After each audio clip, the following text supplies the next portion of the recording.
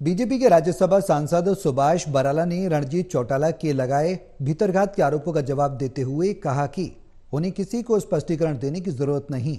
जो लोग बीजेपी की विचारधारा को नहीं जानते, सिर्फ वही लोग इस तरह की बातें कर रहे हैं। सुभाष बराला ने कहा कि तीसरी बार बीजेपी सरकार हरियाणा में बनाने के लिए बीजेपी फुल प्रूफ रणनीति तैयार कर रही है। हिसार में सुभाष बराला से खास बातचीत की टोटल न्यूज के associate editor doctor Mahesh Kumar ने। भारतीय जनता पार्टी के राज्यसभा सांसद सुभाष बराला इस वक्त हमारे साथ बने हुए। बराला साहब, कुछ लोग भारतीय जनता पार्टी में शामिल हुए, रीति नीति रिवाज शायद भारतीय जनता पार्टी के नहीं समझ पाए और यही वजह की कुछ ऑडियो रिकॉर्डिंग्स में ये जिक्र आपके नाम का किया जा रहा है कि भीतरघात में आप शामिल थे, आपने हरवा दिया।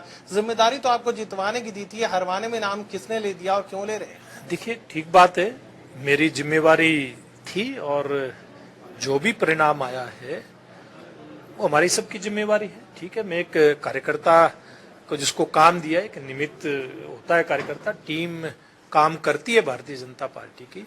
और मुझे लगता है जो कहीं जिस बात की तरफ आप इशारा कर रहे हैं उन लोगों के बातें सारे समझ में आए कि मुझे जवाब देने की जरूरत नहीं है। सुभाष बराला भारतीय जनता पार्टी का कार्यकर्ता है जो केवल और केवल भारतीय जनता पार्टी और हमारे भारतीय जनता पार्टी के माध्यम से हम कैसे इस राष्ट्र के निर्माण में कार्यकर्ता के नाते योगदान दे सकें, मेरी जिम्मेवारी है। मैं मेरी जिम्मेवारी बहुत अच्छी प्रकार से समझता भी हूं, उसका निर्वहन भी करता हूं। अगर किसी दूसरे के समझ में नहीं आए, मेरा कोई इस बात के ऊपर कोई इलाज नहीं है मेरे पास इस बात का। सार्वजनिक जिम्मेदारी तक तो ठीक है, उसके लिए आपको जवाब देने की जरूरत नहीं, लेकिन कोई व्यक्तिगत अगर ये कह दे कि सुभाष बराला ने ही हरवा दिया तो फिर शायद मैं जवाब देने की जरूरत पड़ती है। इस बहस में मैं ज्यादा नहीं पढ़ूंगा, क्योंकि सुभाष बराला के बारे में सुभाष बराला से ज्यादा मेरा संगठन जानता है, मेरी पार्टी जानती है कि मैं क्या कर सकता हूं और क्या नहीं कर सकता।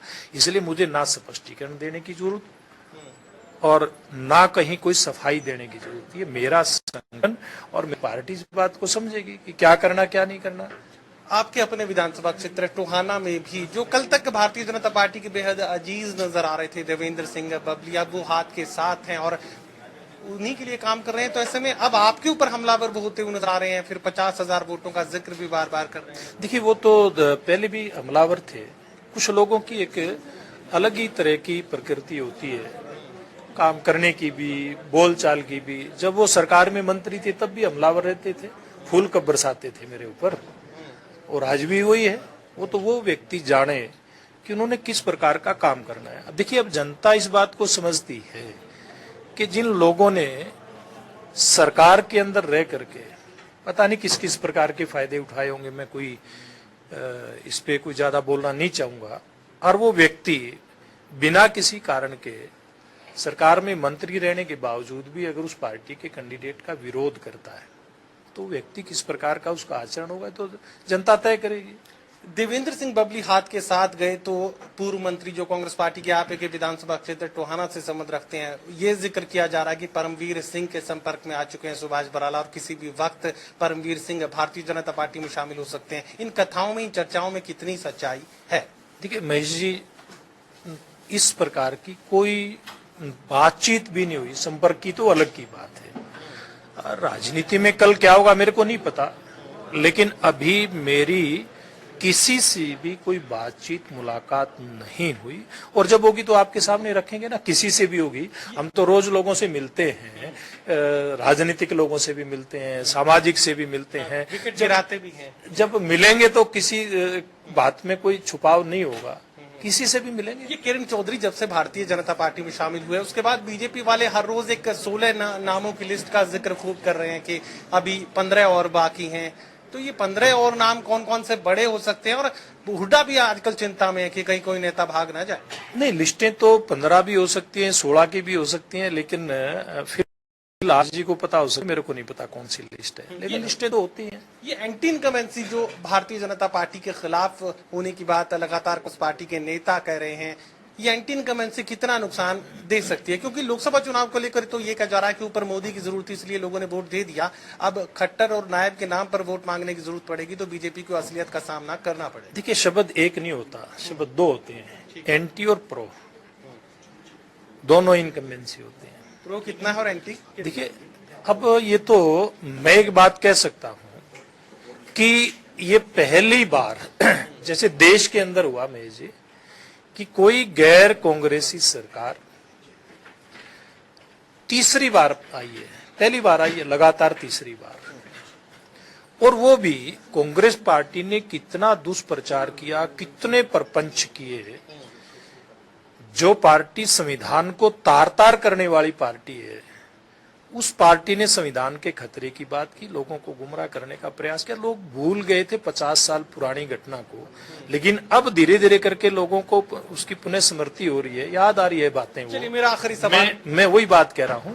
अब जैसे देश के अंदर तीसरी बार सरकार बीजेपी की बनी है, हरियाणा प्रदेश के अंदर वो रिकॉर्ड बनेगा, वो रिकॉर्ड कायम होगा कि तीसरी बार भारतीय जनता पार्टी की सरकार हरियाणा प्रदेश के अंदर बनेगी। 29 तारीख को कुरुक्षेत्र में एक खास बैठक बुलाई गई है, अमित शाह उसकी अध्यक्षता करने जा रहे हैं। 2500 से ज्यादा भारतीय जनता पार्टी के नेता उसमें शामिल होने जा रहे हैं। एक अलग खास रणनीति की जरूरत इस वक्त बढ़ रही है और भारतीय जनता पार्टी ये सुनिश्चित करेगी कि तीसरी बार बीजेपी की सरकार हरियाणा में बने।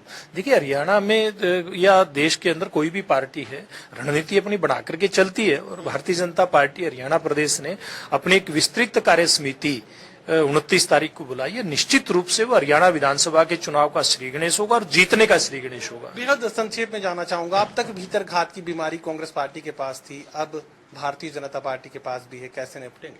देखिए, ऐसा बहुत कम होता है कि भारतीय जनता पार्टी में कहीं इस प्रकार का कोई घटनाक्रम हो। अगर कहीं हुआ है तो भारतीय जनता पार्टी अपना तरीका है विश्लेषण करके उसके समाधान करने का। और निश्चित रूप से मैं कहता हूं कि आप देखोगे चुनाव आएगा, भारतीय जनता पार्टी पूरी तरह से एकजुट है और इस एकजुटता के परिणाम स्वरूप हम तीसरी बार हरियाणा प्रदेश के अंदर सरकार बनाएंगे। चलिए, राज्यसभा सांसद भारतीय जनता पार्टी सुभाष बराला ये कहने की कोशिश कर रहे हैं कि ये सुनिश्चित किया जाएगा, इस बात की गारंटी कायम करने की कोशिश की जाएगी कि तीसरी बार हरियाणा प्रदेश में भारतीय जनता पार्टी की सरकार बने। सहयोगी कमल के साथ doctor Mahesh Kumar, total news Hisar.